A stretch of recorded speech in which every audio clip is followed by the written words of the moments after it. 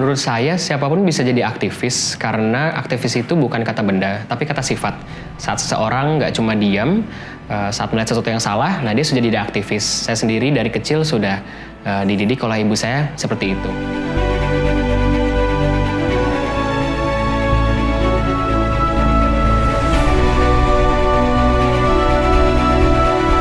Pada tampilannya, aktivis itu cukup keras ya karakternya biasanya, keras kepala, di antara teman-teman dia dilihat yang paling tidak seru gitu. Tapi sebetulnya di dalamnya itu semua pasti punya alasan personal kenapa dia memperjuangkan ini. Ada satu momen dalam hidupnya membuat dia, titik balik dia untuk peduli terhadap isu itu dan terus bergerak sepenuh hati untuk memperjuangkan isu itu. Saya sendiri juga kenapa saya gerak di isu rokok, karena kakek saya sendiri almarhum meninggal karena kecanduan rokok. Beliau sakit stroke. Dan kenapa saya gerak di isu misalnya perlindungan anak, karena saya pernah jadi korban kekerasan anak. Kenapa saya gerak di isu perbudakan modern, karena ibu saya sendiri juga salah satu korbannya dulu. Kalau kita melihat aktivis sebagai individu yang punya cerita, punya masa lalu, punya sejarah, kita juga bisa lebih memahami dan pasti kita juga bisa merasakan, oh ternyata saya juga bisa jadi aktivis, saya juga ternyata selama ini nggak sadar bahkan saya memperjuangkan sesuatu yang menurut saya benar gitu.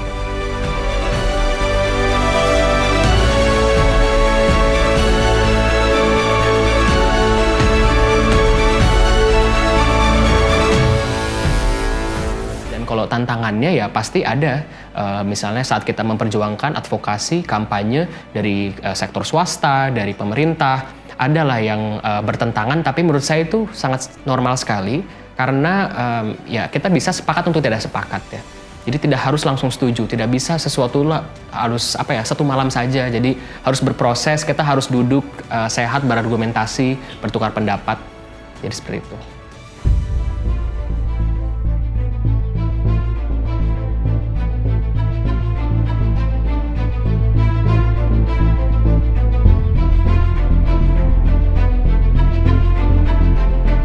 Perbudakan modern itu, saya kalau satu kata mendeskripsikannya dia sangat dekat ya.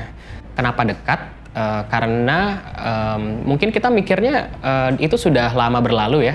Di masa lalu kita sudah merdeka dari penjajah, tapi sebenarnya bentuk-bentuk perbudakan itu masih ada dan dekat dengan kita. Misalnya, saya pakai baju ini. Baju ini yang ngerjain itu ada buruh di pabrik. Nah, selain biasanya millennials itu kan hobi shopping ya. Mereka tuh suka nanyain kualitas produk atau harganya ya. Tapi mereka pernah nanyain nggak sih kondisi pekerjaannya seperti apa? Nah di situ ternyata ada yang mereka bekerja siang malam dengan kerasnya, mendapatkan upah yang tidak layak dan sebagainya. Nah itu sebenarnya kondisi-kondisi perbudakan modern. Pekerja rumah tangga kita yang nggak boleh pulang saat liburan, nggak ada waktu luang, nggak ada waktu istirahat, yang kerja di bawah UMR dan semuanya. Jadi banyak sekali sebenarnya indikasinya.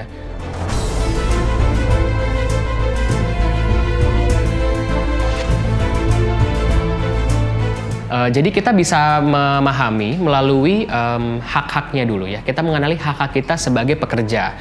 Apakah kita misalnya bekerjanya sudah lebih dari 8 jam atau tidak? Kita mendapatkan kompensasi yang jelas atau tidak? Apakah kita mendapatkan jaminan kesehatan misalnya?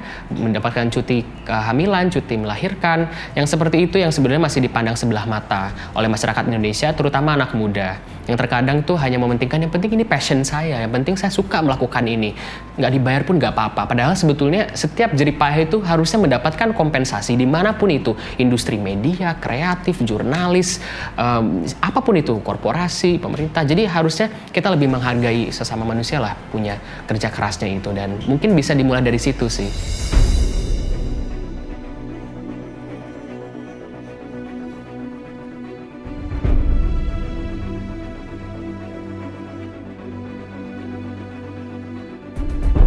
Emancipate Indonesia itu awalnya adalah keterlibatan saya di Students Opposing Slavery Summit di Amerika Serikat. Waktu itu saya pergi mewakili Indonesia dan saat saya pulang saya memutuskan untuk membuat Emancipate Indonesia, organisasi pemuda yang berfokus melawan perbudakan modern melalui pelibatan pemuda. Nah, di situ kita melakukan kampanye, advokasi, riset, dan juga pelatihan kapasitas untuk melawan perbudakan modern. Dan target utama kita adalah anak muda. kita melakukan hal-hal yang lebih populer untuk bisa orang-orang lebih bisa senang dan gemar mendekati isu kita, seperti pemutaran film, kampanye di sosial media, atau bahkan salah satunya saya juga suka sekali ini kalau lihat ini ada karakter Star Wars, saya suka cosplay, suka memakai kostum Darth Vader ini dalam berbagai macam kesempatan saat kita berkampanye, karena ini menjadi suatu daya tarik menurut saya untuk kita menaikkan isu kita. Saya suka sekali dengan konsep teatrikalitas ya. Mengapa saya menggunakan kostum Darth Vader sendiri? Karena dia adalah karakter yang awalnya tuh baik, jahat, dan kemudian jadi baik lagi. Nah, saya percaya semua orang kayak gitu. Semua orang itu pada awalnya pasti baik, dia bisa jahat, tapi kita bisa buat mereka jadi baik lagi. Nah, maka dari itulah kita melakukan kegiatan-kegiatan sosial kan. Kita persuasi kan, bagaimana mereka bisa melihat ini loh, nilai-nilai yang kita bisa perjuangkan bersama seperti itu. Jadi teatrikalitasnya sangat penting karena bisa menarik perhatian, atraktif ya. Terutama di era teknologi informasi zaman sekarang, di mana orang ini sangat berebut untuk bisa menaikkan isunya. Siapa yang bisa dimuat di media dan sebagainya. Teatrikalitas ini tuh sangat visual. Nah, maka dari itu ini bisa menarik perhatian orang, menjadi jalan pertama orang untuk bisa lebih tertarik mengenai isu sosial yang kita perjuangkan.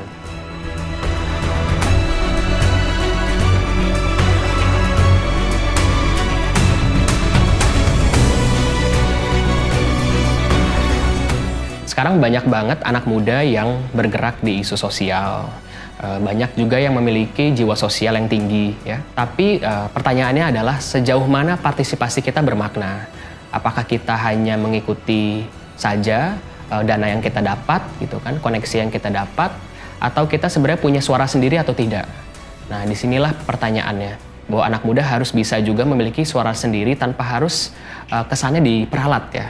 Gitu. Tapi juga bukan berarti kita tidak mendengarkan masukan daripada orang yang sudah berpengalaman. Jadi harus bisa memiliki posisinya sendiri. Anak muda harus bisa berpartisipasi secara bermakna sebagai mitra yang setara dengan pemerintah, dengan sektor swasta, dengan LSM, akademisi. Kita harus bisa memposisikan diri sebagai anak muda yang juga berhak didengar, yang juga berhak dihargai.